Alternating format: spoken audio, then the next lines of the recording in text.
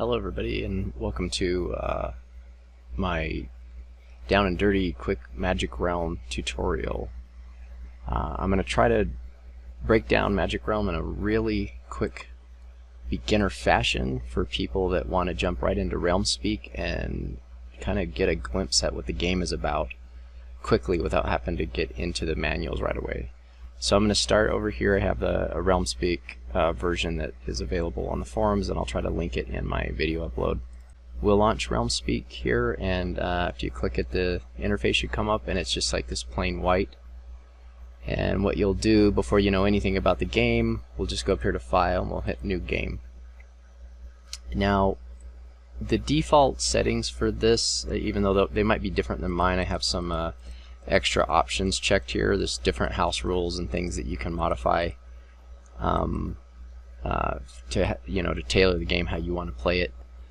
There's been a lot of, like you can see here, some other house rules and stuff that people have added to it that aren't important for you to learn or use while you're learning. The most important thing is probably the default way it's set up is probably the best way for you to jump in right away, since that's going to be closest to the original way the game is intended to be played.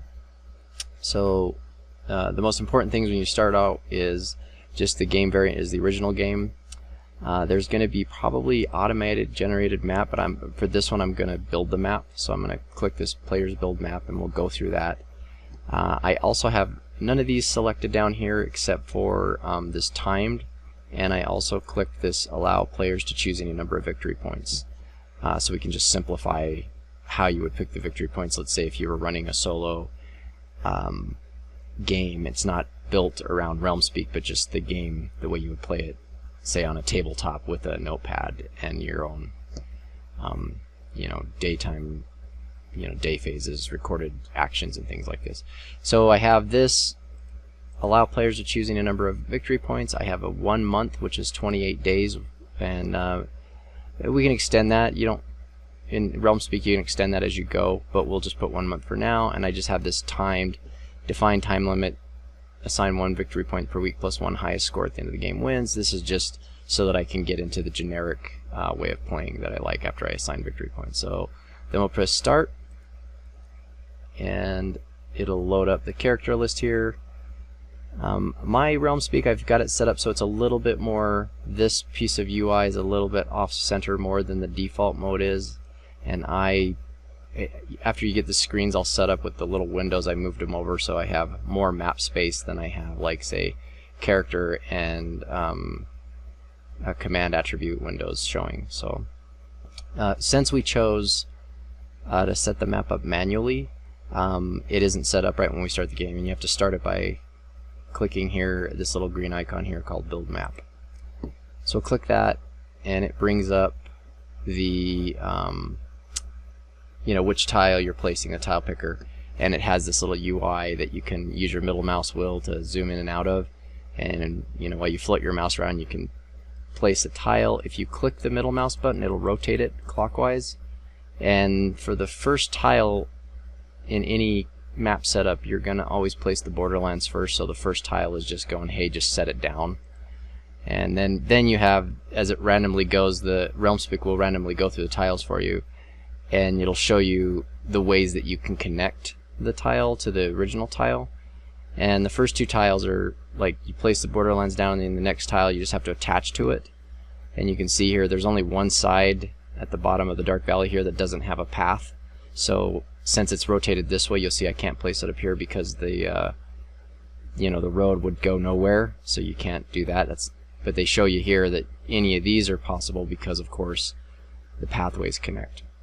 And so, like with the borderland, we can rotate this, and you can see as I rotate it, it gets rid of the side it wouldn't connect, but it shows you where you could connect it with these yellow hex shapes. So we will place this. Let's just place this somewhere. We'll get this map built. And then once you have 2, you basically have to connect the map in a way where the clearings can find their way back to this borderland. That's one of the rules. So you're placing these and you're going, can these clearings find their way back to the main borderlands? If they can't, besides the fact that you have to line up the roads. Or sometimes you can line up the roads, but you'll see it won't allow it to connect, and that's because it's going to try to force you to connect it where all of the clearings can find their way through one path, at least to the borderlands. And this makes it so you don't have little island areas that are cut off from the main map. So let's just place this somewhere in here. Let's see, put the deep woods right here. Here's the ledges. Put this up here. I am using the right now my default is set to the with Realmspeak 1.1.3.7. it has the Legendary Realm tile artwork, but if you load this default under the options, your tiles will probably be set to this classic type, so we'll continue from there so it looks more like how you would see it. And then maybe we can switch back to that other one. But here's the default tile artwork that comes with the 1979 version of the game. And we'll place these tiles here manually. Let's see where else could it go. Yeah, we'll put one here. Some ruins. I'll get through this really quick. As you play the game more, you'll start to understand the difference between the different tiles. There are 4 tile types. There are these valleys, which are places where the dwellings will be. So they're kind of safer tiles, although if you're in a valley with a dwelling and it has denizens, and denizens are the other humans that can show up. They're like the people who live in the realm that you can hire and trade and buy and sell with.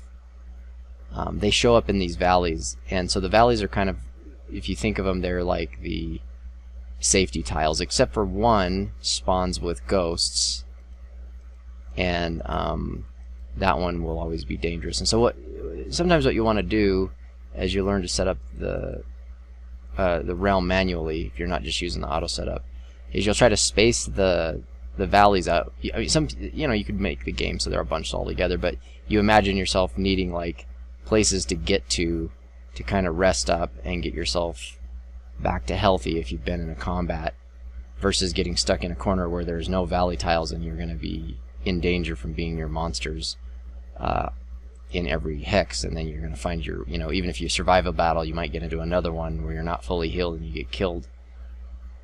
And Magic Realm is unforgiving enough that even if you're perfectly healthy, you can get killed rather quickly anyway. So you want to give yourself as many strategic advantages as you can. Let's see here. Just get this set up. The other ones are their forests. You see these ones that are called woods. Those are different than the valley tiles. They're interesting because they are kind of travel tiles. You can still run into monsters in them. They're a little bit more of the easier, less dangerous monsters.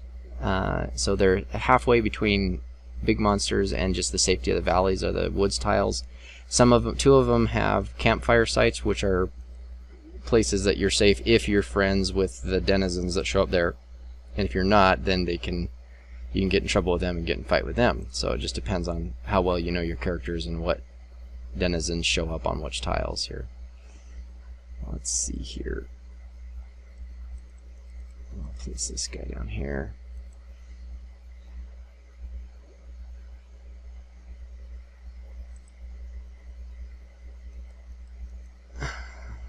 Let's see, I'll connect. Alright, so I've got a map set up here, and now what you would do is, if you were playing the tabletop game, once you have all these tiles out, you would have chits that are based, that are designated by the tile type. So you're going to have these valleys, you're going to have the woods, you're going to have cave tiles, and you're going to have mountain tiles. And the chits will be distributed across the tiles depending on the type of chit. So you'll have these valley chits going to each of the valley tiles. You'll have the woods chits, which are like, in the newer versions they have little tree symbols on them. And then you'll have cave chits, and mountain chits. And the cave, it's different than the valley and the woods tiles. The mountains and the cave tiles have warning chits that come with them. So the mountain and the cave hexes will have 2 chits on them flipped over at the start. We don't have to get into that now because using Realm Speak while you're learning the game, it does it automatically, so it allows you to not have to spend a lot of setup time as you would on the table to get the game going. And because with the benefit of having a computer is that it can automate all of that. So now we have the map set up, and we can now say go, and it just places all the chits for you here. And you'll see, like I said, the valleys and the woods have a single chit, and you can see if we zoom in here, the mountains and the caves have 2 each instead of 1.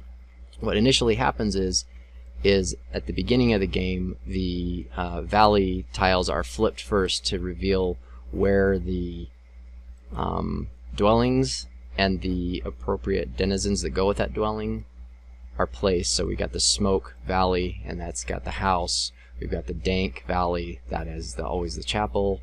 We have the ruins valley, which is the guardhouse, and we have the stink valley, which is the inn, which is usually where people start. A lot of the characters start at the end, so this will probably be our starting place for most of the characters here up here in the valley.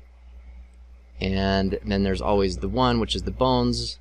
Chit is where the ghosts spawn, so it's the one valley where there's danger can show up, besides the fact that these other denizens can be your enemies. Okay, so there's the map all set up, there's the realm, and then let's get into just playing this game and figuring out what you can do here. So the first thing you do is we'll hit this plus up here on the character list, and I have all this custom stuff that you can find on the web. We won't use any of that. We'll disable the custom and look at the regular characters here, and these are the ones that come with the original boxed game. It's 16 characters, and they're split between warriors and magic users. The warriors have these little sword symbols next to them, and the magic users have this little like book with a fire icon next to them. And I won't go into too much of this right now. We'll go through this later about what each of these stats mean, which is like these are the capability chits, and each one of these has a certain, every character has a certain special advantage, and they have their own set of chits which define the capabilities of the character, which we won't get into right away. And I think what we'll do, we'll start with, let's start with the swordsman. We'll start with a basic fighting person, because magic is a whole other level of understanding into the game. It opens up a whole other set of dynamics and mechanics that you can get into. So before we go there, let's just I'll use a swordsman, maybe the white knight. Now we'll use a swordsman, a little bit more versatile. And we'll start with him, and we'll hit OK. And then there's this, in Realm Speak, you've got this development. I have development turned on. You don't have to have that turned on. You can just play the character the way it is. I have that turned on. If this is on, you can still just use the default settings. And then he starts at the end. We hit OK. And now you see it was trying to center that where my character starts, which is at the inn, which it says here under the character card, must start at inn with 10 gold. Each character card that you have will have a little where they should start, who they're friendly with, who their enemies are, and then what their capabilities and chits are, which we'll get into later. So here we are at the beginning of the first month, and you'll see down here on the left in this interface here, you have this window that shows your character. If we had multiple characters up here in the character list, there would be, the swordsman, then let's say there would be the wizard, or then the woods girl, and each one of these, if you were either playing solo multiple characters or playing multiple players, you're going to have the character list here, and then it's going to highlight whose turn it is, and whoever's turn it is going to be showing basically their stats and attributes in this window over here on the lower left. And we're just starting, and so it's asking me here with this highlight, set up victory points. And so I'm going to hit this, and this is like when you play Magic Realm you know, solo or with people, you have a little sheet that you're normally putting these actions that you're going to click here. You're going to write them down, and before you take your turn, you pre-plan your day essentially. And before we can even get into that, it's asking me to write down the victory requirements. This is part of the way of playing Magic Realm, which is that you can pick a character, and depending on that character's capabilities, you pick out what you want your victory to be based around. And so, since I didn't pick a magic user, it wouldn't be good for me to pick, say, usable spells here. And the victory points can be assigned to finding great treasures, learning usable spells beyond the ones that you start with, fame, which you get for killing monsters or pulling off certain quests or deeds, notoriety for killing monsters and doing things, and then gold, of course, finding gold, which in the base game you don't find as like gold randomly about like you would in an expansion game, but you would rather you find items and treasures that are, you know, it's in the theme of the game is that you're searching in, you know, an ancient magical realm, and there are lost artifacts and magical items and treasures in it, and then you're gonna find those treasures and sell them to the locals for gold. And that's also a way you can get victory points with gold here. So because I didn't choose a magic user, I'm not going to put any underusable spells. I'm on 2 great treasures. I want to put 1 in fame, which is here. There's 0 to start. I think fame is 10 and notoriety is 20. And once you choose 1 victory point in notoriety, means you need 20 victory points to equal that 1 point. And 1 point in gold means you need to have 30 gold by the end of the game. So I'm going, instead of putting 1 in spells, I'm going 2 in great treasures, 1 in fame, 1 in notoriety, 1 in gold. This is my victory requirements for the end of 30 days, even though, or the end of 28 days, the end of a month. And we'll start with that. We'll hit OK. And now officially the game started. It says Swordsman, month 1, day 1, Birdsong. And what I'll usually do at this point, sometimes I save the map even before I add a character in Realmspeak. I like to sometimes like to save nice map layouts that I would try with other characters. And I would go in and I'd save the game here, and you can see that I've got these folders. Like this will be my 18th game. This is just my own. You can make your own setup. I have different folders with hundreds of games in them by now, but like I have this Realmspeak, which is my 7th version of Realmspeak, and the 18th game, and I'm saying this is going to be game 18, and then it would be like _ swordsman, which I usually put in a subfolder for each character. So I got the swordsman, and then I've got month 1, day 1 to just start, save as a start. And I try to play the game I play as long as I can until I die, but sometimes Realmspeak isn't stable, and so I'm still saving games to try to be able to salvage the game in case it crashes, because it can be unstable depending on certain situations. And so I will save the game every few days to make sure that if Realmspeak crashes, that I can load up, you know, within very close to where I left off when it crashed. So that's something to think about when you start playing in Realmspeak, that you gotta account for its instability at times. Okay, let's start learning this game. So now that we've laid out all that premise for setup, let's look at what we can do here.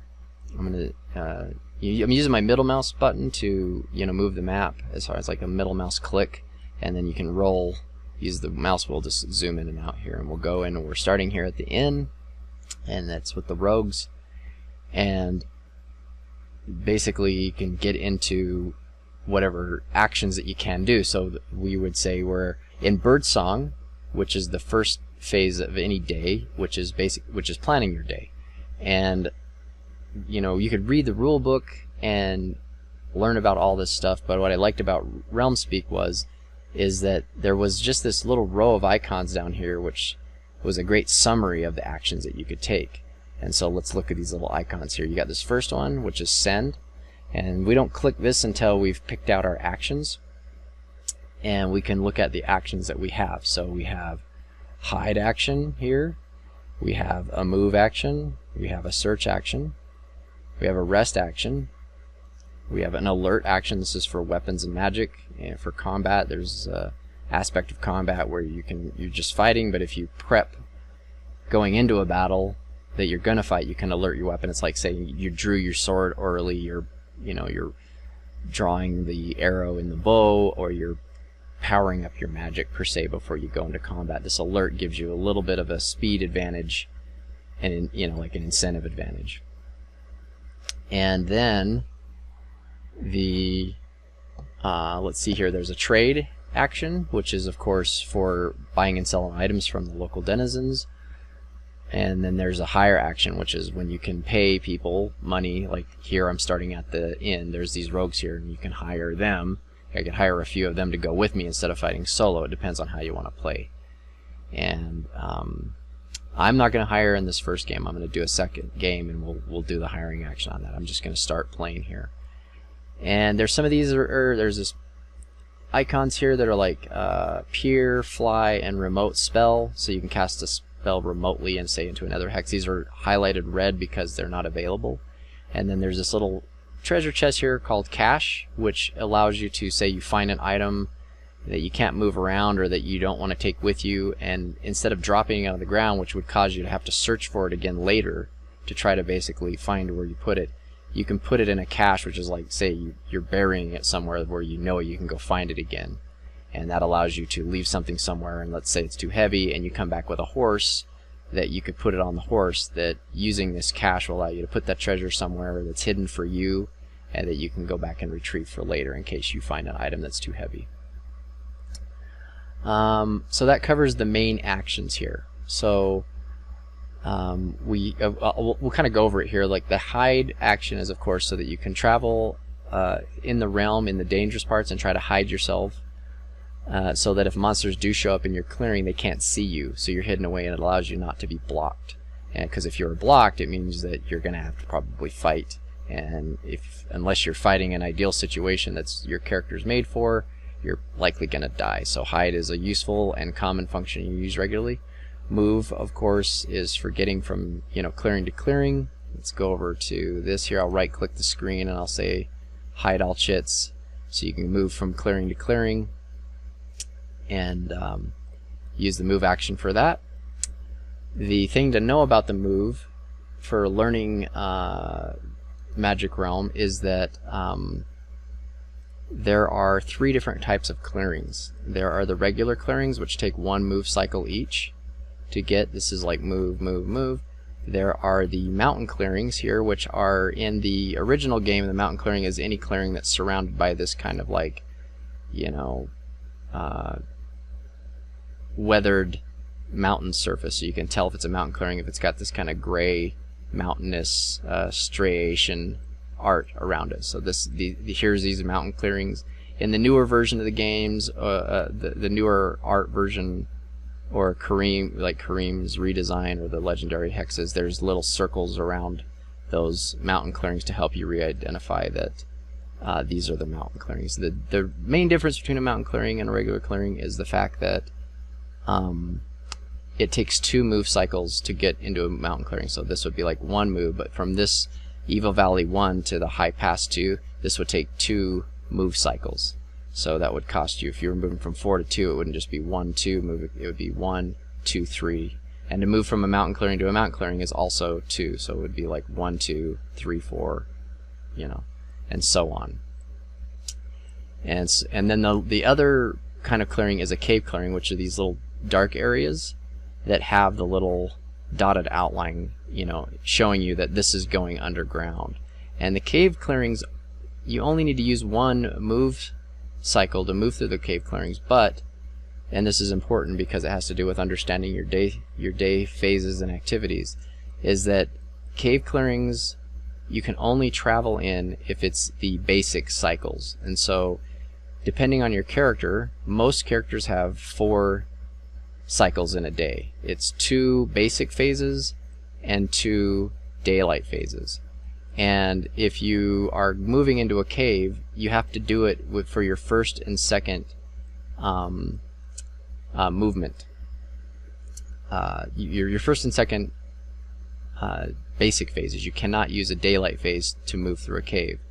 So if I moved here, if I went, move here, for my third action, I could not move into this cave. I would have to stay here overnight, and then in the morning plan at Birdsong, which is the first phase, which we're in right now. I would have to then go from here. I could go 1, 2, but I couldn't move the third one into here. I'd use my 2 basic phases, and that would be the end of my movement capability, because that's how the cave clearing works, different than the regular clearing, different than the mountain clearing. So that's how the move cycle works. And let's just jump into it, and we'll start using actions here as we go along. The first thing to note, though, before you get started in Realm Speak, is that usually this daily combat is by default is turned on, and this is useful if you need to, if you're a magic user, if you need to cast spells, or if you're not a magic user and you want to use a potion in your evening phase, like it's the end of the day and you're resting and it's the end of your actions have been taken. It'll pop up a combat window. Even if there's no monsters, this being on will pop up a combat window, and it allows you to, you know, cast spells on yourself or drink potions or use items on yourself during the evening phase. And so sometimes people leave this on. I like to turn it off until I feel like I have an item that I'm going to use. Then I'll flip it on for that day. I'll flip this on, and then the daylight actions will, your daytime phases will end, and the evening will start. I'll click that on before that, just in case I want to use something for the evening. Otherwise, I leave it off, and then it makes the days go by a little better, because it brings up this window every time that you'll see. So let's start the game and start playing around here to learn it. So the first thing I'm going to do is, I'm here at the inn. I'm the swordsman at the inn, and what I like to do at the beginning of any game is that no matter what dwelling I start at, I like to check to see what items that the denizens have available. Even though I likely don't have enough gold to buy those items, I like to check to see what they have, because if it could be an item I desire that I'm out looking for in treasure sites, may actually be in a dwelling with the denizens, and so I check that first thing right off. And so I do a trade action, and you can see here that here we are in turn 1. Here's the day, and it's starting to record the action by clicking this pile of coins here. If you float over it, it tells you the names of these. I clicked a trade phase, and that's going to allow me to either buy or sell from the rogues. And then I'm going to use a move phase to move away. And then I'll use another move phase to move into the deep woods. And then I'll do a hide. And you can see here, this is how the text entry would be if, say, you were playing it with a notepad, or if you were playing it on a tabletop simulator. You write down, first basic phase was trade, second basic phase is move dash to EV2, which is Evil Valley 2. I'm moving from basically Evil Valley 5 to Evil Valley 2, so that's determining that here. And then I'm moving dash to DW2, which is Deep Woods 2, and then comma H is the final. And you can see here, after I got through my 4 phases, my 2 basic and my 2 daylight phases, that this whole panel turned red, basically saying you have no more phases to choose. If you're using a magic user, or you have a person with an extra ability, they'll be listed up here, and they'll tell you, you know, see how it says I have no left? And you'll get extra capabilities will show up right here. So like if you have an item that lets you have an extra hide or an extra search, they'll show up here. And then even on the 4th phase, some of these may still be clickable, because it implies that you have an extra alert phase, an extra rest phase like the White Knight gets, an extra walk phase like the Amazon gets, an extra hide phase like certain items give you, extra search phase like certain items give you. So those are things that change as the game goes along, or if your character has capabilities. Up here you got these badges. It says swordsman can barter, so I roll 1 die instead of 2 for trade, which is helpful. And then I've also got this daylight. Clever, during daylight choose when to take your turn. So I suppose that's another capability that applies probably more so when you're playing with multiple players. So now I've got all my entries in, and then that's what this send is for.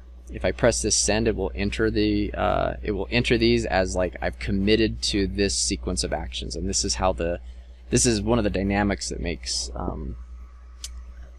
Magic Realm really fun, is that you're strategically pre-planning. It's a little bit more fun with extra players, because it's like you don't know each other's actions, and so, or you could discuss them and go them together, but if you don't have to, and then it's like everybody kind of plans and strategizes without knowing what the other players does. So you're like watching these events unfold. It's like a narrative that's unfolding.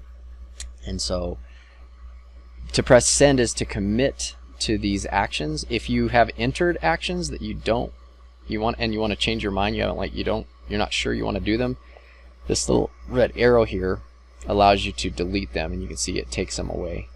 And so now I went back to the trade one and I go, yeah, I do want to move, so I'm going to click here. You can click this move icon and it'll show you where you can move, or if you're good, if you already know, you literally, I can go back to, let's see, I got the trade, and I can just click the area that I want to move, so I don't have to go click this icon. It's kind of a quick way of telling it where to go without having to constantly click that icon. And then, yeah, what was my last one? Hide. So I've got trade, move, and then hide, and we'll commit to that. I'll press send. And so now it's committed there, and the interface changes up here from the writing in here, which is here, and it automatically flips you over here to the right to playing the turn over here on this tab, and you don't have to do this manually. Realmspeak will flip you over to your turn cycle here. And so here it's showing me these are the actions that are about to happen. If you press play next, it'll go through each one as you press play next. If you press play all, as you finish each action, it'll automatically move to the next action for you. If you have move cycles next to each other, it will literally roll through both of them, and like this hide one, all at once. So I'll probably, if I press play all, I'll do the trade, and I'll have to click around doing the trade details, and then as soon as I'm done with that, it will immediately probably jump from here to my character being here, and then hiding all in one, like in 1 millisecond. So as you get better at the game, you can probably just quickly play through like that if you're playing with other players to make your turn sequence. But as you start, you probably just want to see how everything goes, so I just do that. So we'll go play next, and so now I'm officially doing my trade, and it's bringing up this window. Do I want to buy or sell? And I want to buy just to check to see what they have. Brings up their buy menu. We've got Flowers of Rest, which could put me to sleep now that I know it's there. It's gold magic, Vial of Healing, and some horses, and I don't really need any of that now, so I'll cancel out of that. That's my trade. It's revealing now that there's color magic in this area here, now that I found the Flowers of Rest. You can see it shows it up here when I highlight over there, because revealed the Flowers of Rest. Now we know there's gold color magic that emits from those Flowers of Rest, and we're not a magic user, so we're not using that. Then we'll just play next to move to Valley 2, Evil Valley 2, and you see it pops my character over. Press play next again, moves out to the deep woods, then press play next for hide, and when you do that, the Realmspeak application will roll the dice for you. And the hide procedure is basically 2 dice, unless you have a capability to roll 1 or an item that lets you roll 1 dice. And in order to hide, all you have to do is not get a 6 on either dice or 1 dice. So we'll press play next. It gave me a 1 for the red and the 4 for the white, which is a success because neither of them is 6. And here we are, my character's hidden, and he's green, implying he's blending in with the trees. It's kind of like the classic way that is represented. In newer ones they say hidden on them or whatever, but here you're turned green to imply you're blended in with the forest essentially, or the background.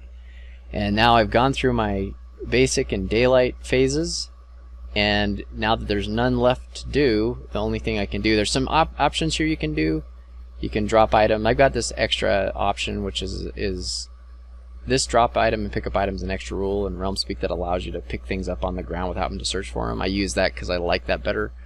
The classic way is to just abandon an item and then it drops it in the ground, and you'd have to go searching for it again, like as if you forgot where it was. And the button here that's important though is the done button, saying I'm finished with my turn. One thing to note is that while you're taking your actions, you can activate certain items while you're going through your actions. Because I went through all of my actions, now that I'm at the end of it, I can't activate anything.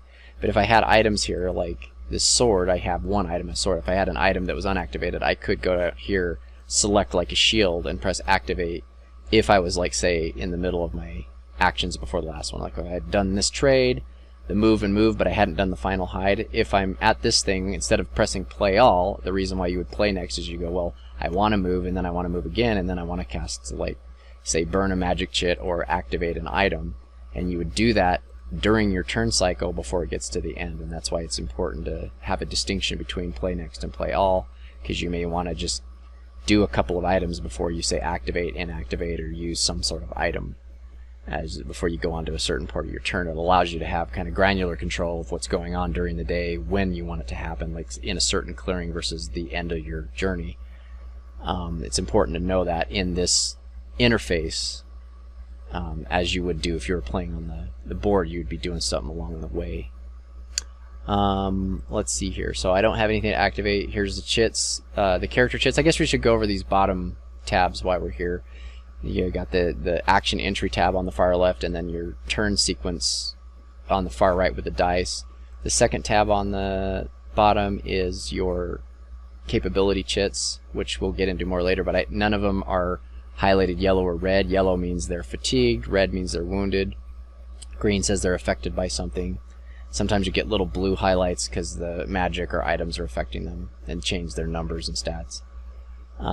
Here's this treasure here, which shows the items that you start with and items that you collect and which ones are activated on the left and which ones are inactivated on the right.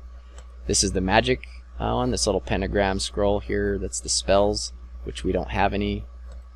This little brick wall is your discoveries. It shows you all the items. It shows you all the treasure sites here on the left, and it has the hidden paths that you have found, and I haven't found anything, so they're all white, and as you discover them they start to show up green. And as you get items, these like 9 left in the Hoard will turn into 8 or 6 as you start to get items out of the thing, so you know how much inventory is in certain sites here. And I can go into there's the setup card, which shows you the monsters, there's the calendar, and there's some options here. And then there's also, let's see here, there's like different tables that you would look at.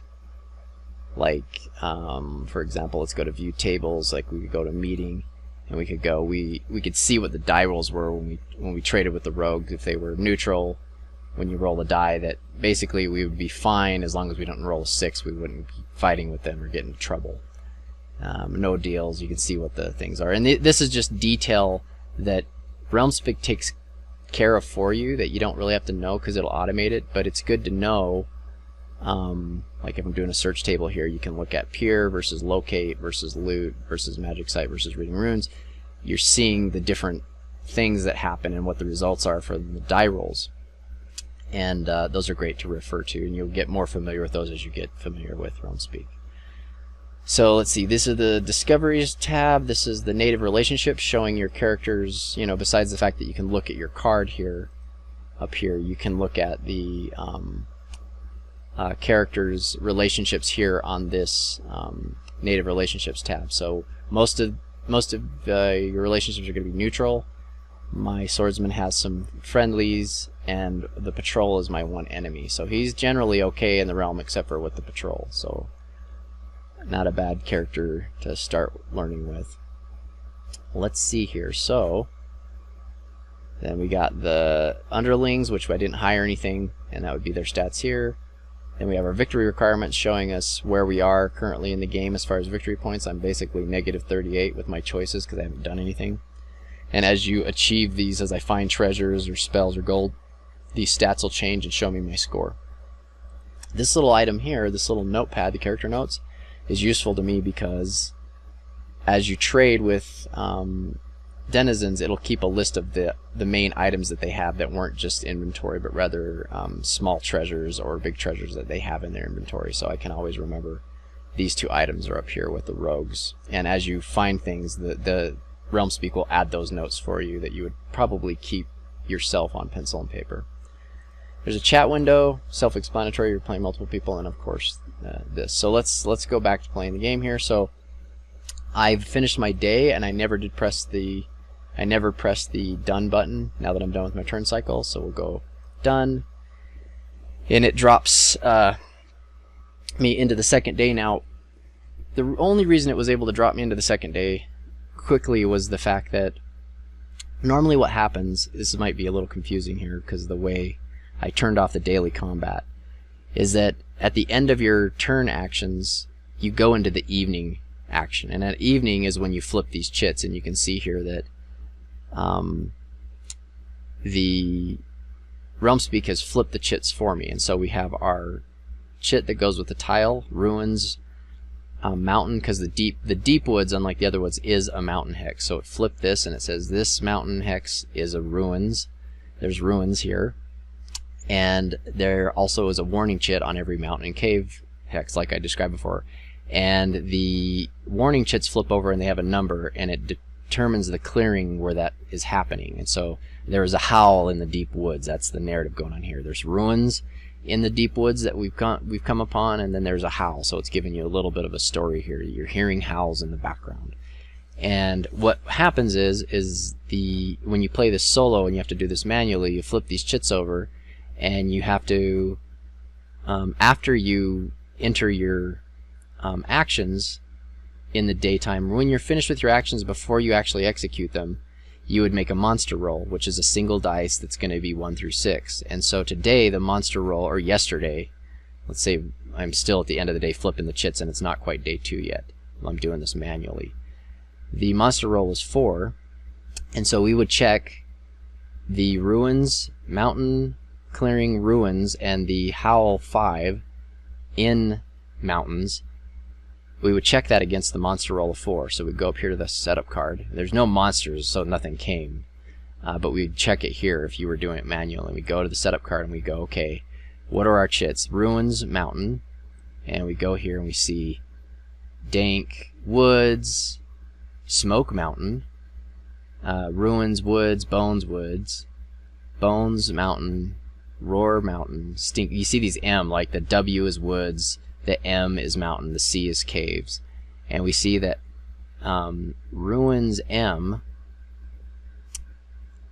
is here for bats. So if there was a 6 rolled, this bat would have shown up here in the deep woods tile, and it would have come right to me. That's the main chit will pull monsters to your clearing. The warning chit, since it is specific to clearing 5, it's howl 5. We would have to say, okay, what's howl? And it would be howl mountain. And so let's see here, howl mountain would also bring a bat to that clearing. So we'd have 1 going right to me, and the second, which is, I think this is 2 bats in this one, would go bring 2 to the howl hex here. So I'd have 1 trying to find me at night, but I'm hidden, and it would be in my clearing, but because I'm hidden, I'm safe. I don't have to fight it. I could try to ambush it and get a incentive to hit it, but I'm hidden here, and I don't have to make that decision. And then 2 bats would come to this howl clearing because of the howl M, but only on a monster roll 6. Because it's 4, we're basically looking at mountain bones, mountain roar, mountain stink, cave bones, cave roar, or the vault, or if I was at the chapel, or the large fire, or the small fire, these could show up on the monster roll of 4. But so far none of those are there, and so no monsters are showing up. It flipped the chits, no monsters automatically showed up, which it would have done if they were capable. That's the beauty of Realmspeak initially, is that it allows this to be automated, so you don't have to think of it yourself. You're just going to have adventure thrust upon you, and you have to deal with it. But as you learn how to play Magic Realm through Realmspeak, and then you start to do it manually, you'll know how to refer these chits to the setup card and see what is spawning if it's possible, and run it manually without the help of Realmspeak. Okay, let's move on to the next day here. And I will move into the cave clearing, but I only get 2 actions to check the caves, and so I'm basically going to move and try to hide again, just in case some monsters are in the caves. I don't want them to find me. So waiting actions here, I'm going to do a move action. I'll put it in clearing 6, and then I'll hide. And then you can see it's already knows, because I'm entering a cave, that I basically only have 2 phases, so it's redded everything out for you, telling you, yeah, you're going into a cave, so you get 2 basic phases. You don't get daylight phases in caves. And so let's press send, and it's starting our day. So now I'm unhidden, going into the day out of Birdsong, and then I'm going to play next to go into the cave, and I'll press play next to roll for hide, and I rolled a 6. One of them came a 6, so I'm not hidden. So now whatever monsters show up, I will be at the mercy at if they come to my clearing. So let's see what happens. I'll press done, and there is a Slither Chit. I'm hearing Slither in clearing 6, but nothing showed up. It is likely due to the fact that the monster roll was 6, and serpents are primarily on a roll of 2, so let's check that. And so I had Cave, Slither would have brought some serpents here, and they're heavy armored. So these guys are really hard to fight for my character, so it's lucky that I didn't get a roll of 2. It's a roll of 6, so nothing's showing up in the caves here. And I see that there's also dank caves, which can bring some, what else can that bring here? We've got, dank cave also can bring serpents. And so it's good that we didn't get a monster roll of 2 that time. And so there's no treasure sites in the high pass. Usually I find treasures here, but there's none. I got this whole other set of caves up here could be filled with treasure, and they are very remote. This is a very dangerous place to go look for treasure, because you basically have, until I find a magic item, or like say a lantern that gives me an extra, you know, action in the caves, which would be 3 instead of 2, which is very helpful when you are trying to traverse caves. That this is, if this has got a lot of treasure in it, that is a hard place to battle, because being that I only have 2 actions, trying to rest and heal myself will take one of my actions, and then I'd want to hide. And so I get maybe 1 chit healed per round with a hide, if I even successfully hide. So this is a very dangerous path for any character at this point, the way this is set up. So let's leave that. I'm going to go back out, and I'm going to hide again, because I only get 2 phases even coming out of a cave. Because I started in a cave, I still only get 2 phases, going in or out. And I'm just basically saying I'm going to get outside in the sun and then hide and just see. And we'll see if something shows up to try to bother me here. I'll hit send, play next, play next. Okay, I successfully hid. And it's a monster roll of 2, which I don't think... Yeah, nothing shows up there. Okay, we're safe. And let's get down here into the valley. I'm going to run down here into the valley. We're going to go 1 action is move to Deep Woods 3, move to Deep Woods 5, and then move to Dark Valley 2. And I don't think the order hates me. Yeah, the order's okay with me, but I don't want to buy them beers. Usually you have to buy them beers if they're neutral. They might get upset with you, so I'm not going to go into this clearing with the order at the end of the day, because it creates a situation where I have to buy them drinks, and I don't want to spend that gold on it yet. So I'm just going to stop in the clearing, and I'm going to send and hit yes, and then we'll play next. We'll go down, down, down, and because no monsters are going to show up in this valley, I didn't have to worry about hiding. I could have hid, but I don't have to, so I hit OK. Now we're at day 5. I'm going to go check what's in the ruins, but on the way to the ruins, I'm going to trade with the order as I pass by, just to see what they have. So we'll move to the chapel, which is a place to remove curses, by the way. You can also see that when I highlight the chapel up here in this area here, it shows that there's white magic emitting from the chapel, and white magic and black magic are very rare. And so sometimes if you want to remove curses, you would come to the chapel to stay overnight to get rid of the curse, or if you have a magic capability that requires white magic to power it, you can come to the chapel and draw the white magic from the chapel to make the spell work. But that's magic's a whole nother thing. So let's see, I'm here in the clearing, and I'm going to trade, and then I'm going to move to Ruins 1, and I'm going to hide. So those are my 4 actions. And we'll press send, play next to go to there, play next to trade. Let's buy and see what they have. They've got the Cloven Hoof, which emits black magic, but it also adds 1 to your die roll, so that can be bad for die rolls. Even if you need black magic, you're going to pay for it a little bit in actions.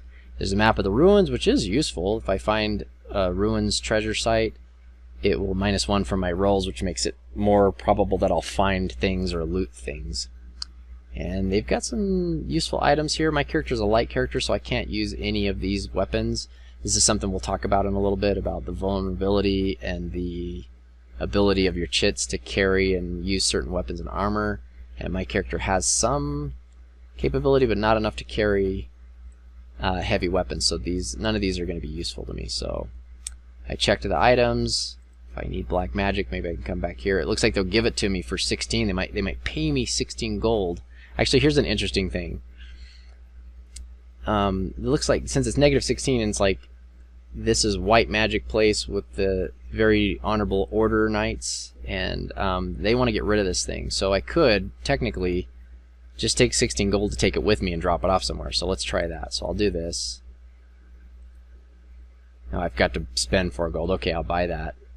And they say no deal because it's +1. The Hoove stopped me from doing that. Anyway, it was a good attempt. I spent 4 gold, but I didn't get it. They might have paid me for that, which would have made it worth the time. But the Cloven Hoof spoils my adding +1 to the die roll here spoils my chance. And we'll move on, moving to Ruins 1, and then hopefully hide. I succeed with 2 5s. And now, at the end of the day, when we press done, it goes into evening, and let's see if any monsters show up with the chits. Nope. We had a monster roll of 6. Didn't bring any monsters. We've got bones in this clearing, implying there's something troublesome going on here because there's bones lying around. But we also see the Hoard, and it's hidden away in the cave clearing here in the ruins, which is basically like probably the inside of the old ruins. And so this is cool. This is what we want to find. We want to find a treasure site here. And so I'm going to venture into this, which does limit me to 2 basic cycles instead of 4. But the Hoard, if we go back down to our discoveries, you see here the Hoard has 9 treasures in it. So this is the Hoard and the pool have a lot of stuff to find. When you loot, you roll, you know, basically trying to roll whatever your highest die roll is the where in the treasure stack that you get to pull from. Well, if anything above 6 means that any loot is going to guarantee you're going to get an item until it's less than 6 items. Because then you'll need, if there's 5 items, you want to roll 5 or less. 4 items, you want to roll 4 or less to be able to. Basically, the narrative is that you're looking around and you discover, you find the item. And so when you have a treasure site like the Hoard that has 9 items, as long as you discover the Hoard, when you try to loot it for like 4 or 5 tries, you're going to be able to pull treasure out of there. The problem with the Hoard is that if we roll 1 on the monster chart, you get a tremendous flying dragon shows up, and that's what these here, this little list here, are the treasure site monsters that basically protect the treasure sites. These are like the treasure guardians. That if a 1 is rolled, this tremendous flying dragon is going to show up, you know, and he's tremendous armored, which I have no weapon to be able to take it on. And I will basically, my character can run from it. I'm fast enough to run here, which I'll explain all this in a combat situation later. I'm fast enough to run from it, so that's good for me because the tremendous dragon is slow enough for me to try to get away from. Because if I try to fight it, I have nothing here in my fight. I got a M medium 3, which is fast, and a medium hit, but none of that even combined with my light with sharp, which would be medium with sharp, would be heavy damage, which I'll explain in a little bit, is not enough to hurt this flying dragon. But you can see here in the Hoard pile, there's a whole bunch of, there's like 1, 2, 3, 4, 5 large treasures and 4 small treasures. That's something I didn't explain earlier. When you go to the setup card, if you go to these treasure sites or here, you can find out what kind of items there are. So if we go to the pool for the octopus, you can see there's 1, 2, 3 large treasures and a bunch of small treasures. If we go to the house, the woodfolk, you can see they've got some bow and arrows for sale and some small treasures which you won't know until you trade with them. And like we found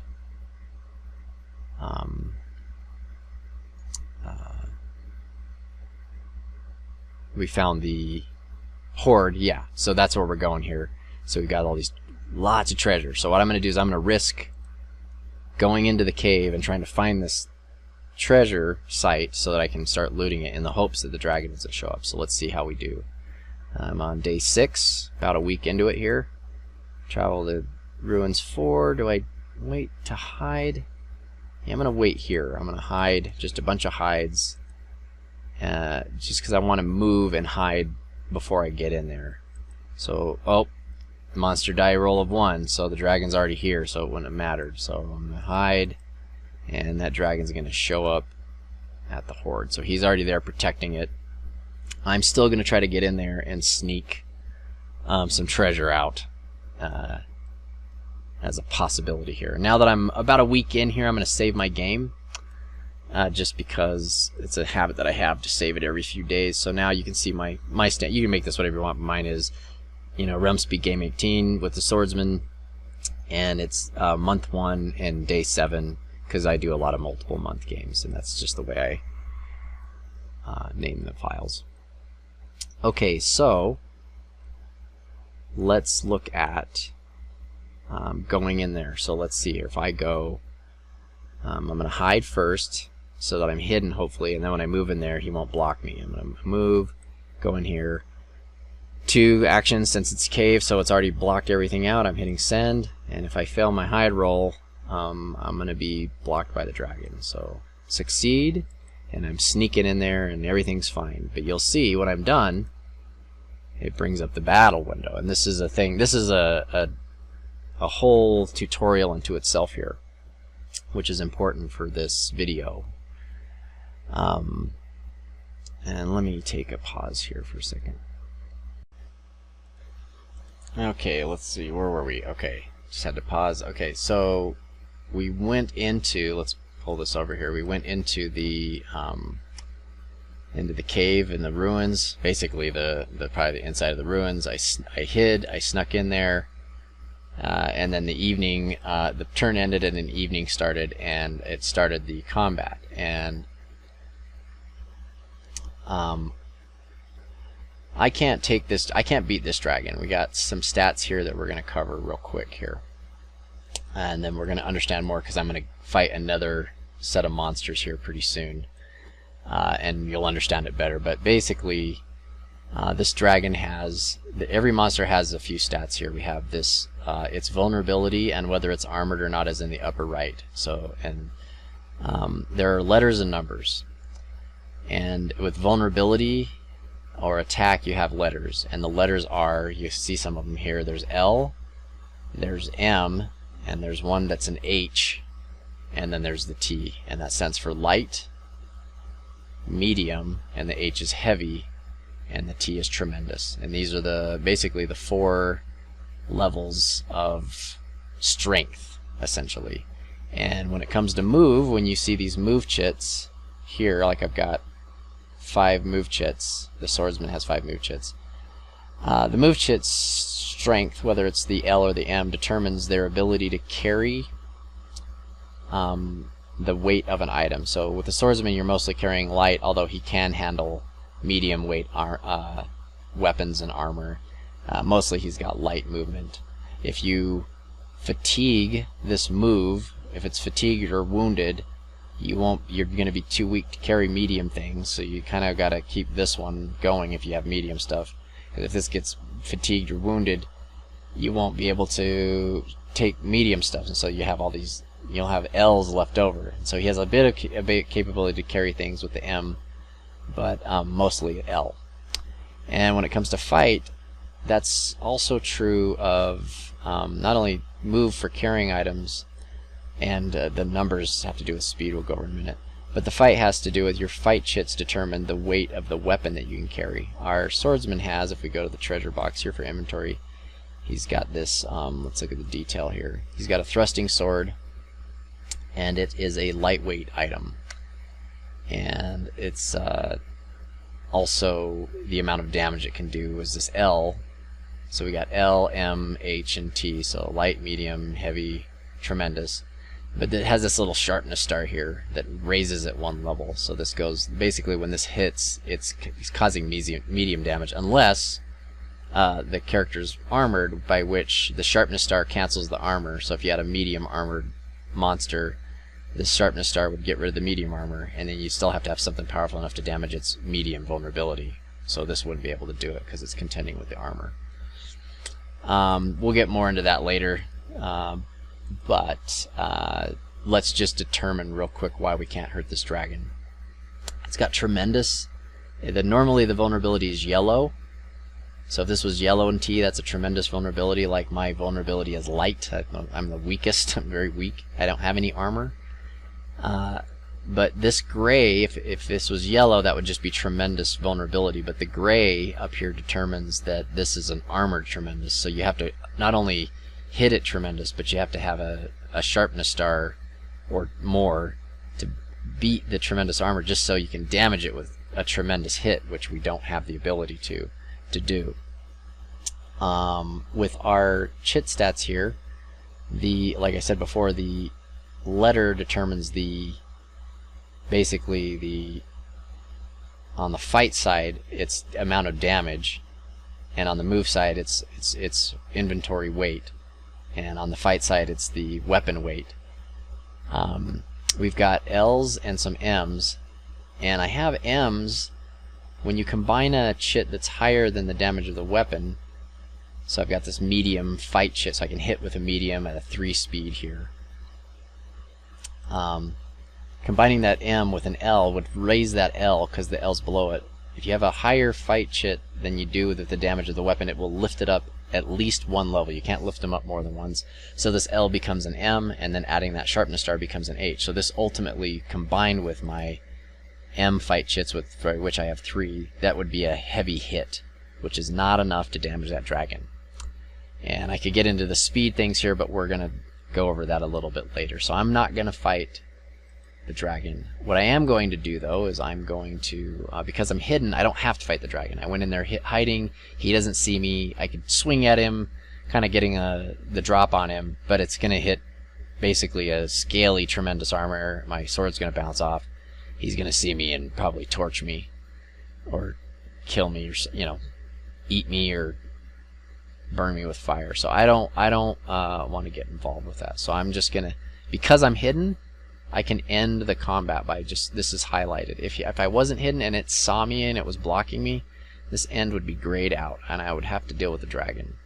But that's not true, so I'm going to end this round and try to do what I initially set out to do, which was I'm trying to sneak a chance at grabbing something out of the Hoard while the dragon's there. The good news is, if I go back to my Chits here, that's actually not that good news. I have an L2 move here, and what that determines is that I'm faster than his M3, and so that's the thing with the numbers. And so let's go over this. I guess that's something we should go over here with the stats, is that on the monsters you have 3 stats, and there's this middle one here which is kind of like reach. It's a reach, like say the length, weapon length or reach that the monster has or that the weapon has. Like if you have a long spear, it's got a longer reach. I think this one's just 0 here, but let's go over these stats here. So this is its vulnerability, which is tremendous, and that gray determines that it's armored.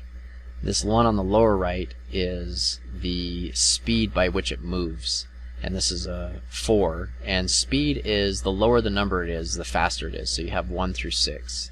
So 1 being the fastest and 6 being the slowest. So he's like not super slow. He's like right in the middle here with 4. And the number over here is also his attack speed and the damage level. So he's got a medium hit at a 3 speed. And what we can determine by these numbers is, well, like I just did with combining the sword and the fight, I don't have enough to beat his armor. The armor tremendous. There's nothing my sword can do. But let's look at this other option. If I have to run away, if I have to run away, I have to be faster than his attack. And if I want to hit him, my attack has to be equal or faster than his move speed of 4, unless I can intercept him. And we'll go into intercept versus undercut later, maybe when I'm fighting these ghosts over here as an example. And so we do know that even if he spots me, I have one capability, one Chit here that's an L2. It's 2 asterisks, which means it's gonna fatigue me. I'm gonna have to fatigue something to use it. But it does allow me to get away from the dragon, because that 2 is faster than his attack. And as soon as your move speed, whatever Chit you're going to use to run, if you have one that's faster than the attack speed, which is this medium damage with at 3 speed, I have a 2 move regardless of what weight it is, because the weight on the move is just for items that you're carrying, like I was saying. That because there's this 2, I'd be able to get away from him, but so I have a way of getting out of it even if he spots me. So what I'm going to do is I'm going to hide and search, and I have to hide first. When you're in the clearing with a monster, you can use your first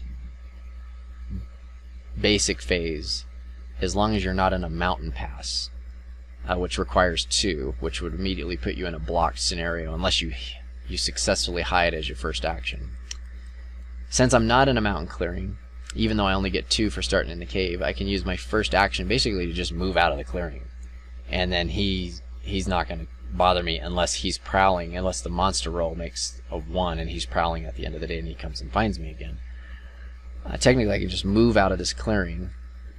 Let's see, I've got 2 actions here. Being in a cave, I could move here and here, and I'd be in this awful valley, which is a safe, it's a safe hex, unless there's enemies with the denizens of clearing. I can just move out of there. I don't have to hide and just get away. But because I want to search, in order to not get blocked, my first action has to be a hide. And then because I've successfully hidden, I can be like sneaking around and searching for the treasure. And I'll just give that a shot. We'll give that a shot and see what we can do here. I'll hit send, in the hopes that if he finds me, I can use the L2 to run away. So I successfully hid, got a pair of 1s, and I'm going to search. And now we see the search here. We got peer, which really works if you're up on these high mountains and you're peering down at the lower areas. You can get up here on these high clearings in any mountain peering, like any mountain clearing, peer down. We've looked at all these hexes, so it's not useful, but if you were up in a clearing and these chits hadn't been flipped, you could be up here. You'd be like essentially looking down 1 hex away going, I wonder what I see down here. And if you pick the right one, it has items in it, you'll get a hint of what's there. But I'm doing the search to find the hoard, and you can see here with the locate function, I'm going to be looking for a treasure location, and because the hoard is in the clearing, it's going, are you going to try to look for the hoard, which is what we're going to do. And we'll see what the die roll is, and it basically rolls on the, like I showed you those charts, the tables, it's going to roll on the locate table to see if I find the site. I rolled a 1 and a 3. We'll go verify that here for search, locate. Yeah, for passages, I would have found a passage, but there is no passage in this clearing. Which reminds me, let me do this hide all chits things. We didn't discuss this before when I talked about the clearings, the regular clearings versus mountain versus cave. We didn't cover the secret passages and the hidden paths, which are these, like there's these brown roads between clearings that are dirt with little pebbles, and then there's these little black ones between clearings that have little pebbles, these little gray black ones. The dirt paths are hidden paths, and they're outside mostly. They're the outside ones. There's ones here, and these are little like shortcuts that you can take, but you can't take them unless you discover them. So it's part of, you can use search to find treasure sites, but you can also use it to find these hidden paths. And once you discover a hidden path, the great benefit of it is that you can always use it after you discover it. The same thing with secret passages. Like once you discover that using a search action and getting a successful roll, these will become highlighted in green, and then you'll always know they're there. And they're just great little shortcuts. So you can imagine if you're going from here and you're trying to get here, you're gonna 1, 2, 3, 1, 2, 3, 4, 5, 6. Basically, that would be 7, 8 to get in the mountain clearing, or here would be 1, 2, 3, 4, 5, 6, 7 to get through that hex if you just go straight. But if you had discovered the hidden passage, you got 1, 2, 3, 4, 5. So you got 2 less moves. Particularly coming from here too, you go 1, 2, 3, 4 versus 1, 2, 3, 4, 5. And so these help you speed through the. Here's one in the mountains. Here's one of the ledges. These are very useful ones because these take 2 move cycles to do in the mountain clearings anyway, so you can see that would be 1, 2, 3, 4 versus just 1, 2. These are very useful to find. Like I was discussing about how perilous this was earlier. can't even get to this clearing unless you discover this. So this is like, you're in here, you can't go here until you figure out that there's a secret passage here by searching for it. And we didn't cover that before, so I thought I should cover that. And let's show all chits. And the reason was because I rolled a 3 on the locate table, and it says it's basically a discovery of a passage, but because my clearing doesn't have a passage going into it, I don't find the passage. I just rolled for discovering a passage. Alright, so that wasn't successful. The evening comes, I hit done, the evening comes, I'm hidden again. Dragon doesn't see me, I'm opting out. I'm hitting the end, I'm going, nah, I don't want to mess with that dragon. And what I want to do is, we're going to go fight these ghosts to kind of show you how combat plays out, because this is medium. Let's look at the ghosts here. We've got medium vulnerability, which I can hurt. It's got a 4 speed, just like the dragon, but if I look at my fight chits here,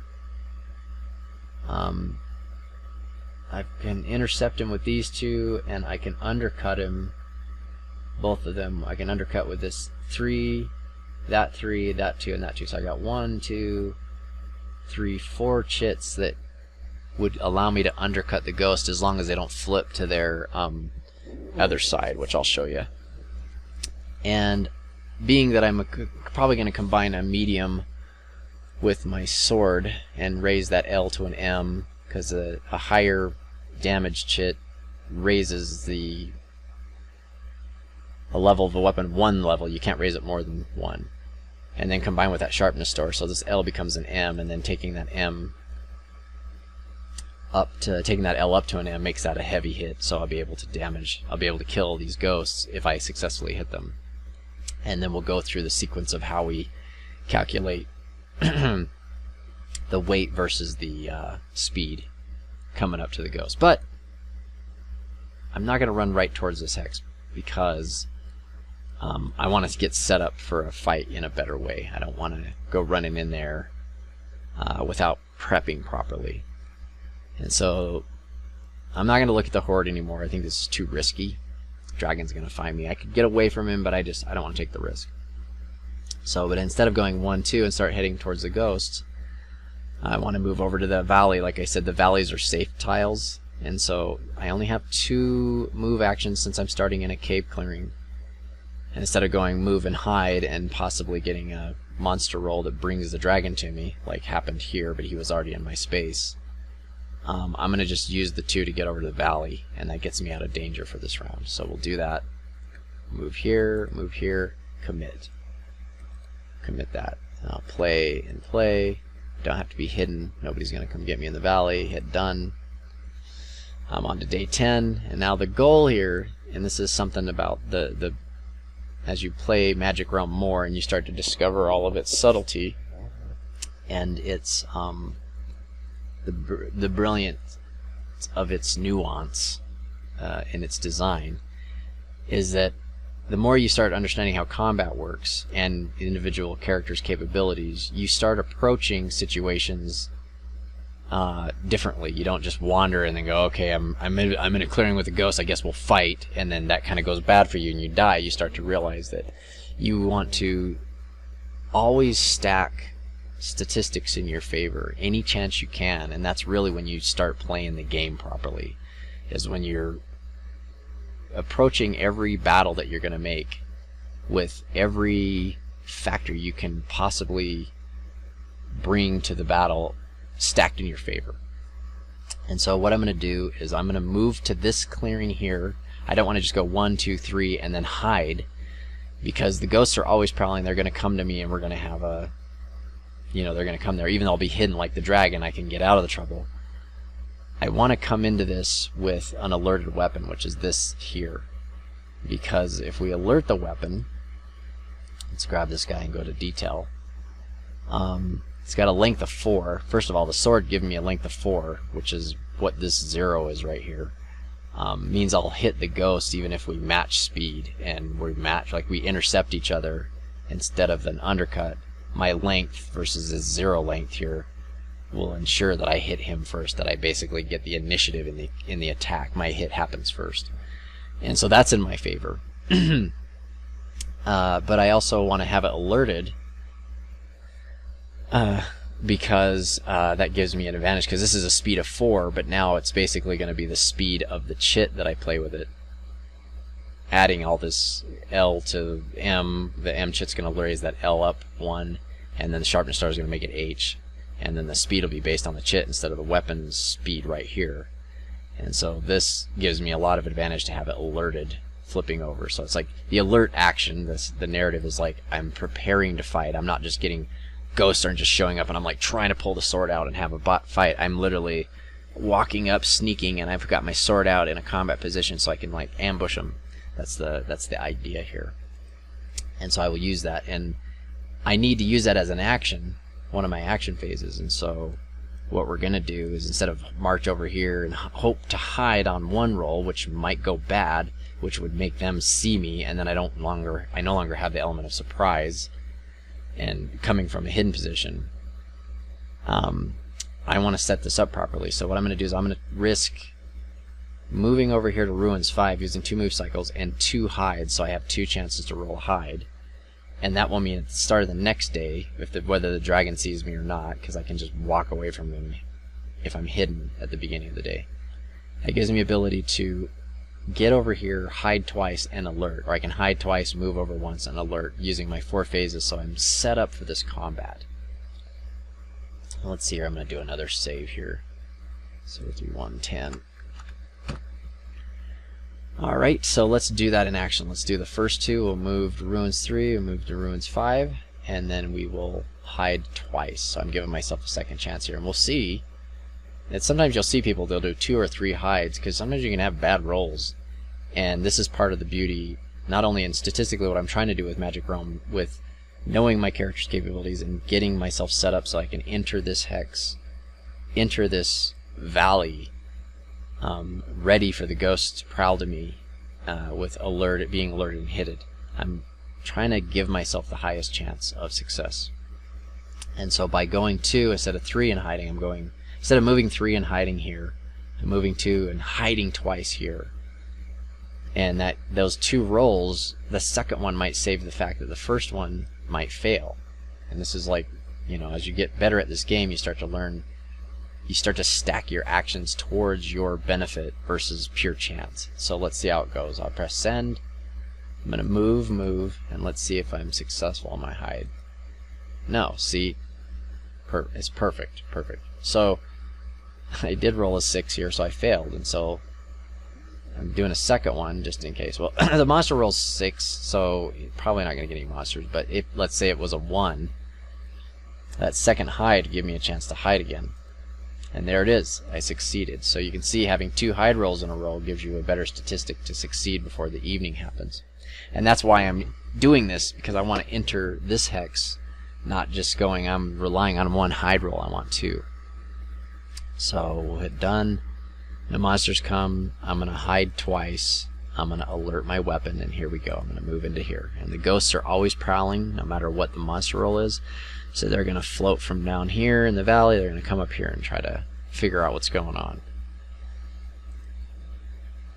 Hide successful. Because I succeeded on the first one, the second one will say it's not applicable.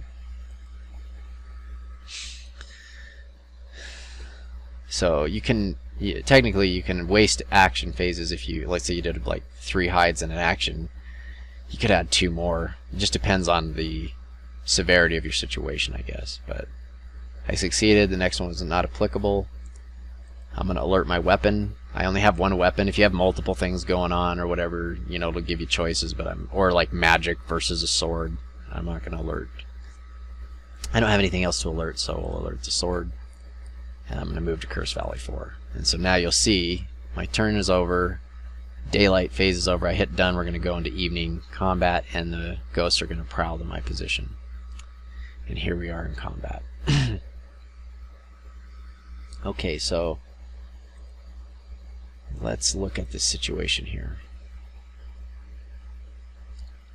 We have a situation where I'm hidden, so my first attack is actually not going to be on this chart, it's going to be on what they call the denizen chart, because I'm only going to target one of them. It's going to pull him over to the denizen sheet, and I'm going to be able to take a hit at one.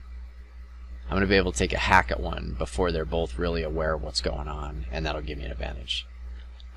What I want to do, and this is really the primary thing of combat, besides learning this UI itself, which is its own tricky thing, the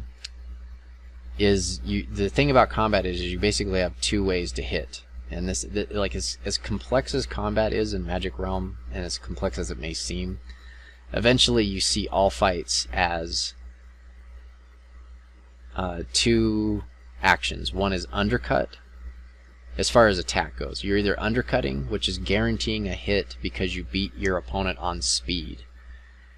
Your attack is faster than their move. Your attack speed is faster than their move, so much so that no matter what maneuver is made, whether they dodge you or not, that even if your attack is like in one of these, whether you're thrust, swinging, or smashing, if your speed is faster by one number, so the speed is like the lower the number, the faster the speed. If your number is lower than if your fight number is lower than their move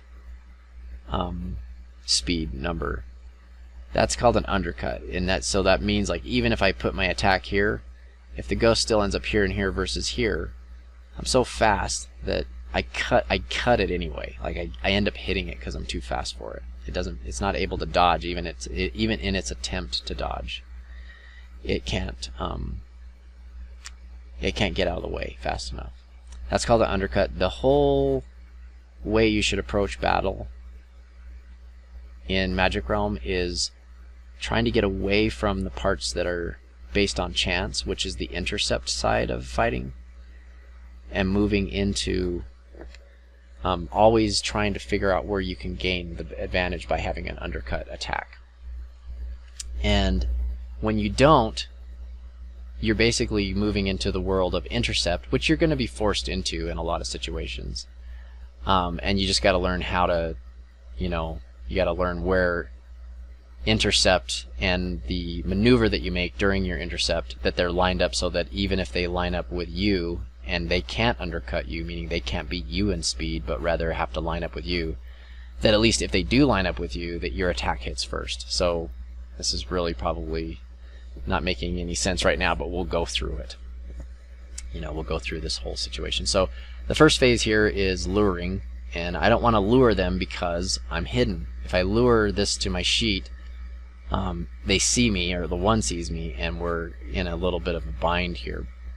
I don't want to do that because I want to take a slice at one of them and basically have an attack without being attacked back. And that gives me one initiative, basically, to kill one before anything starts attacking me back. So I'm not going to use the luring phase. The luring phase is basically, like I might have explained before, which is if you have hired denizens and you want to assign different monsters to denizens that are better than fighting for you, or you're trying to pull one away from a magician, or you're a magic user, and you want a hiree to physically take on something while you're shooting it with magic from behind. So we'll move out of the luring phase, hit next, and we already have an alerted weapon. We're not going to run away. I don't need to activate anything here. We're not doing any of that, so we don't need to do these actions. We're just going to move on to the assigning the target. So next. And now, because they're not assigned to me and I'm not assigned to them, we have to select unassigned targets. If we were seeing each other, then there would be this, like, basically target situation going on. I'm going to select this ghost, and I become unhidden, but because I'm taking the initiative, you'll see we'll switch from this sheet. Once I go here, you see it's like now that it's here, I'm on this denizen sheet, which is me taking a swing at it before it can know what's going on, and this guy isn't even assigned to me yet. So we'll go here. This guy isn't assigned to me. I'm getting a little bit of an attack here. And so this is where I can either intercept, intercept is lining up with wherever it goes. So the way combat goes is you roll a dice. There's two rolls. The first roll is after you basically assign where it is, that you roll a dice for reposition. That's basically the monster trying to get out of your way. And you place an attack, and intercept would be, let's say if I put an attack here and then a swing to side, and the monster's trying to come at me and it ends up in this box from the die roll, like it ends up here. If these line up, if my attack, like I'll put it here, lines up with the ghost ending here, this would be an intercept. Like if it's here, I miss it. If it's here, I miss it. That's only because of the speed, because I'm using a 4 attack speed versus his 4, or worse if I have a higher than 4. If I match him on speed, my attack versus his move, or worse, it's called an intercept, and it's basically you're playing a game of chance. You're playing a game of like 1 out of 3 chances that you're gonna hit this thing, because you're in this intercept mode where you're trying to guess where it's gonna be. You know, you're gonna guess a maneuver. What you want to do is you want to base all of your fighting on the intercept capability here, and so I'm going to play. Do I have an M3? I guess I could play an M3, but that's, ooh, the M3's expensive asterisk wise. L2, do I have one that I can do? L3, I'll do this L3 here. And so what I'm trying to do is, I guess I should do L2 in case he flips, but if he flips, it's, I'll show you here, this I, if he flips, then his speed is, his attack isn't as bad, so his attack is an H4.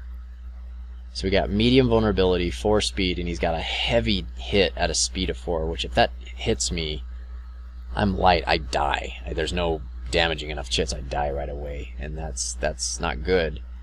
But we're going to try to beat him on speed here. Maybe I shouldn't do this L3, I should just guarantee, because if he flips, he only does light damage, but it's a 2 speed, and my best speed is 2, so it would always be intercept.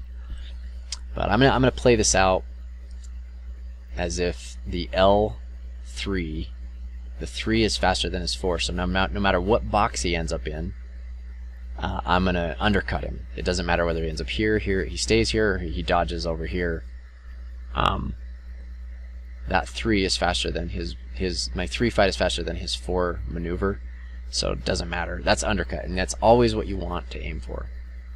Alright, let's see, let's hit next. I got him.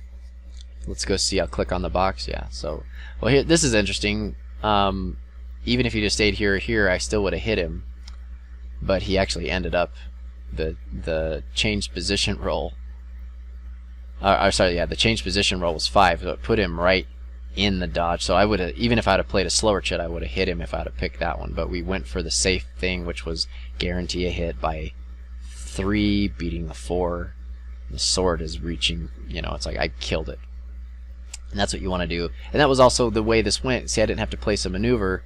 There was no chance for him to hit me because I took the initiative to hit him. Alright, let's get next. And let's next. And there's 2 things here I could do. I could try to take this guy on. He has a chance to hit me, and I probably could kill him. But he might flip. I showed you that if he flips, best I can do with him flipping with a 2 speed is I have an L2 speed and an L2 fight. And so what I'm going to do is I'm not gonna chance that. I basically knew I could hit the first ghost for sure. And this one's more chance, because now that he sees me, I can't put him on the denizen sheet. He's going to have a chance. Then I'm going to have to place a maneuver down here, and as long as my maneuver's equal to or faster than his, he's going to have to intercept me. He won't be able to undercut me from any position. Just the same thing I did to the other ghost, he could reverse to me. But I think what I am going to do is I'm basically going to run away. Because right now, because he's already at a speed of 4, his attack speed is 4. This heavy 4 is my run speed, which is a move, which is L3 or 2. These ones are faster than his attack speed, which allows me to run away. And if I run away and I come back and I do the same thing to the other ghost, I'll guarantee win. I could probably beat him still in this round, but I'm just gonna play the game like I know would guarantee. So I'm gonna run and use this L2. You can see here I hit next. I have to basically fatigue a chick since I used 2 asterisks here. I'll use the 4, hit done, and here we are. So now I'm out of that. I ran to this clearing, here, and I've guaranteed I'm safe. I probably could have beat him, but you can see here that I'm betting on the knowledge that I am better off if I do the safe thing. Alright, let's see. I've got a fatigue chit here, so I need to rest this guy. I can't use this guy now again until I rest him. And now I'm kind of starting my next day, but you can see here I don't have any actions I can take because I'm in between clearings because I ran. And so now I have to end up in a clearing before I really do any action. So I'm going to move over here. I am going to... Interesting, you see I got the kill here. My kill list, I finally got 1 kill, and I've got 2 notoriety for the ghost. I'm moving, like my first activity is move over here at Ruins 5, and then we're going to, I want to rest that. I suppose I could go back here to the valley. We'll see if I can just get it done here. Rest. And I'm going to hide. And we'll see here if the dragon prowls with a roll of 1, or maybe the trolls will show up with a roll of 4. Let's see. Roll of 5, okay, nothing. It's going to show up, so I'm going to move. I'm going to rest. Now you can see a rest action. It brings up the window. You see all these are fine except for one's fatigued. I put it back using rest. I'm safe. Succeed. And today I'm going to do the same thing. I'm just going to basically do the strategy that I know. 2 hides, an alert, and I'm going to move over there and we'll take this guy on again. Because I like... See, I failed. That's why I did 2. It's interesting. I like guarantees in Magic Realm. You try to always do that. Alert the sword, go over here, attack, don't lure it, don't need to do anything. I'm going to select the ghost. He's not on my sheet. I'm attacking him. I'm going to do the same thing. Try to take him out. I'm going to use this just to guarantee. Got him. He didn't know he's coming. He tried to jump. See, this one he didn't line up, but because I beat him on speed, and you can see here what we can do. There's ways to look at this. There's round summary here. See here, the swordsman undercut. I didn't intercept.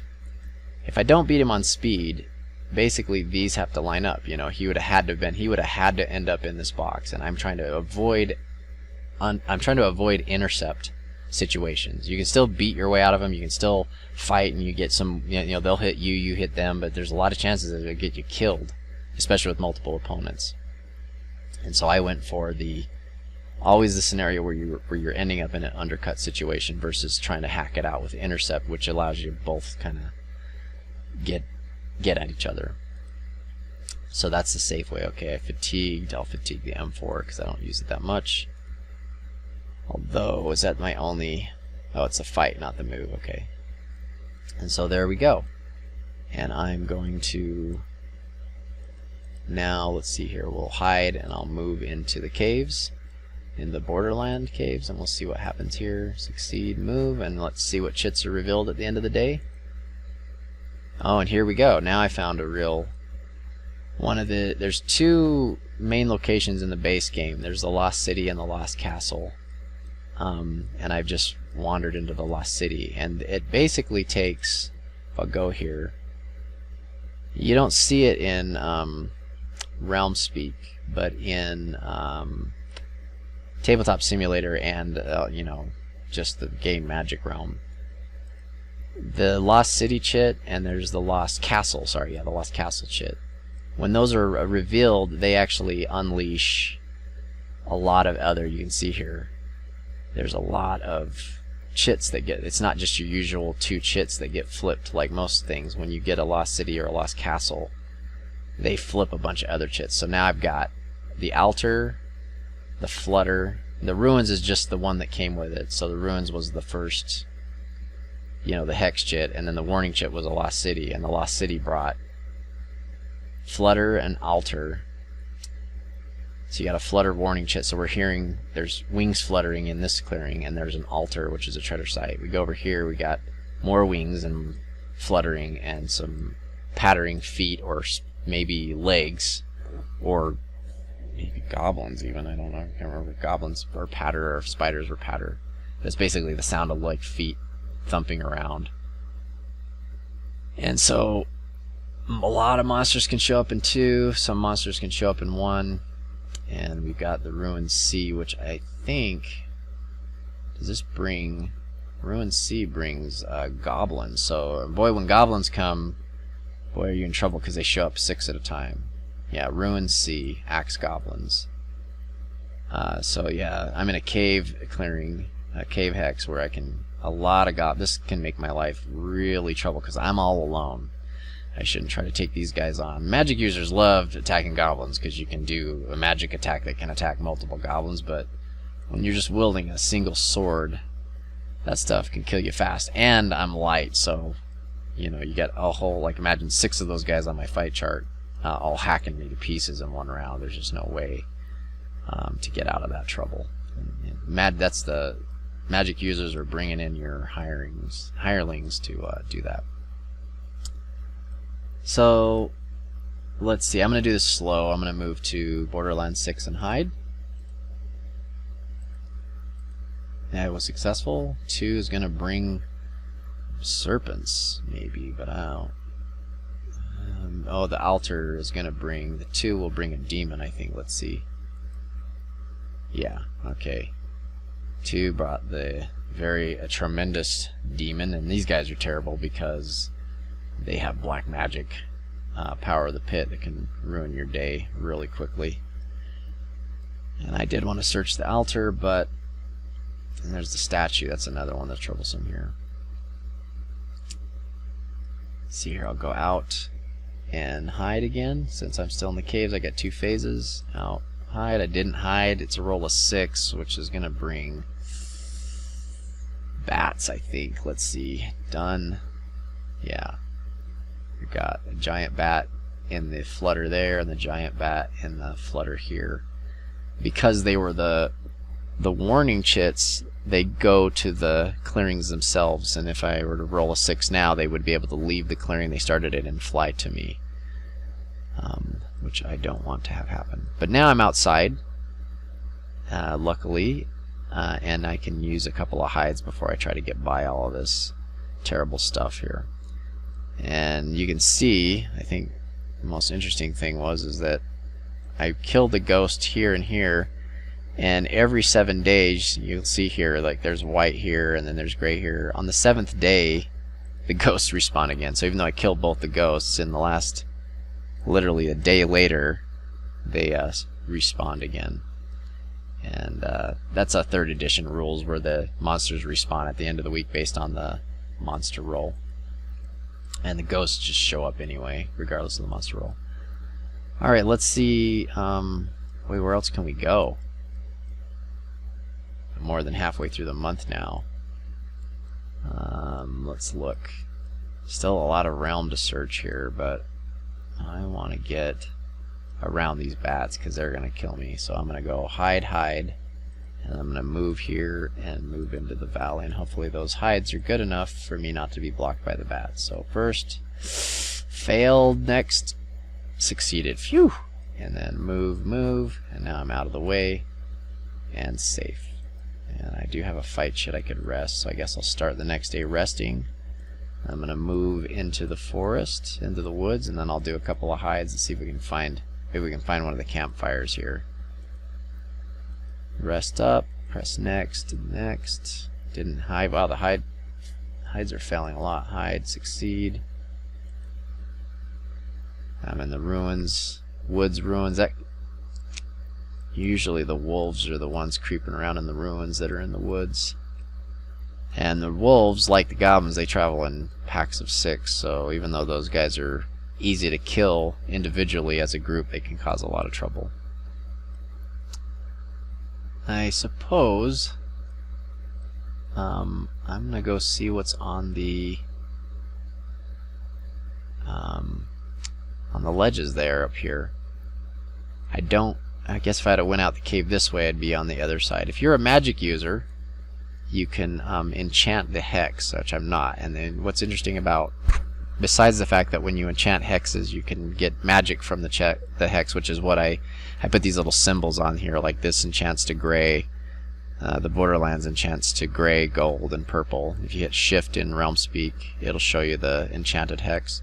The cool thing about the woods is that the path changes, and I would probably be able to, the 4 jumps over to the 5, I think, so if I enchant this one, yeah, I would be able to take a path over here, but I'm not a magic user, so I cannot enchant this woods, and so I'd have to find another way around, and honestly, there really isn't a way to the mountain hex except through the way of the Borderlands cave on the side of the altar. That would have been the only way to enter there.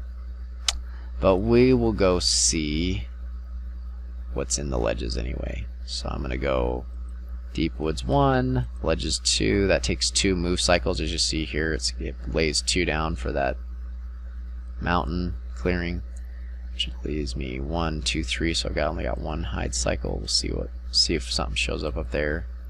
Move, and hide, and see what it is. Oh, Tremendous Giant. Boy, I can't hurt that guy either, but thankfully I'm hidden. And there's a shrine down there. I can't get there. I have to go the other way around to get to that shrine. Anyway, so this is, I think, hopefully by this point you kind of got an idea of how this game plays. I can play it out. It's getting a little long here, but let's see where else I can go here. Back to the ruins, I guess. Back to the valley. Send. Maybe I can see if I can get over the mountain, and then we'll end the video here. So I did that. I'm gonna try to hide twice and get by the bats. Kind of taking a risk here because I don't have a lot of got basically a week left, so I'm trying to just get somewhere. Unless, you know, this is why I play. Did 2 hides. First one failed. Moved to the woods. So that's how I snuck by these bats. I was hiding before I moved through that clearing. Otherwise they'd have blocked me and attacked me. Uh-oh. Goblins. I saw the 3 roll. Goblins came by way of the ruined sea, so they didn't show up where the warning was. They just, wherever I'm at, the goblins were called here. And now I'm really in a tricky situation because I have spear goblins and axe goblins. So the spear goblins came because of the patter, but the axe goblins they came to the warning chip brought these ones, the spear goblins, here to this clearing. But the ruins sea chit, which isn't a warning chit, it's just the cave chit, Monster Roll 3 brought the axe goblins out of wherever they were and directly to me. And so now I'm kind of surrounded. I do have this cave clearing I'm going to escape to. That's my first action, and then I'm going to hide. And I might be lucky. This is really closing in on me here. This becomes really risky. Alright, I got lucky. Monster roll of 1, which I don't think any dragons are in this. No, there is. Oh, Flutter brings dragons, yeah. So, boy. My best chance is hide and move into here, because a roll of 1 or a 2 is going to bring the demons, the dragons. 1, 2, or 3. Basically a 4 or 5 might be okay, but if I roll anything else, everything that's on the map, the bats, the goblins, the demon, and the dragons, will allow them to prowl from these clearings now into my clearing. And so we really, honestly, I should just hide twice, but I'm going to try to risk getting out of here. Hide. Alright, good. I succeeded. Now I've got a way out of this mess here. All these very angry, very terrible monsters would kill me. Thankfully I'm hidden, and now I'm going to move to the Linden Woods and the Mountain 5 and hide once, and we'll just see what is here on the mountain. Move, move, hide. I did not hide. Now I'm in some trouble if monsters show up. Okay. Here's the pool. This is a great, if we saw this before, the pool also has 9 treasures like the Hoard. I still successfully pulled 1 single treasure out for you guys. and it's because they've been properly protected by their guardians with the die rolls that have happened. So I keep looking for a treasure site where something monster's not going to try to get me, but that hasn't worked out so far. Let's see, I'm going to go 1. Oh wow, the crag is really remote too. I would have had to go over that bridge to get to the crag. 1. Move to mountains 2. We're gonna hide 3 times basically because I just want to see if I can pull the octopus off there. It's a roll of 6. He's not coming. Basically spiders and octopus here. And I just got this set up here because I wanted to get in the cave and hide using the 2 actions here. Let's see what's in the caves. I did not hide, and I have some trolls, and I'm probably dead. Tremendous troll and heavy trolls, and oh yeah, I can run. I can run in this 4. I've got something that beats the attack 4. Let's next run L2. Get out of here. Fatigue L3. This is where the swordsman, at least one of his things is he's able to get out of trouble. And there's no treasure in the caves, a cavern.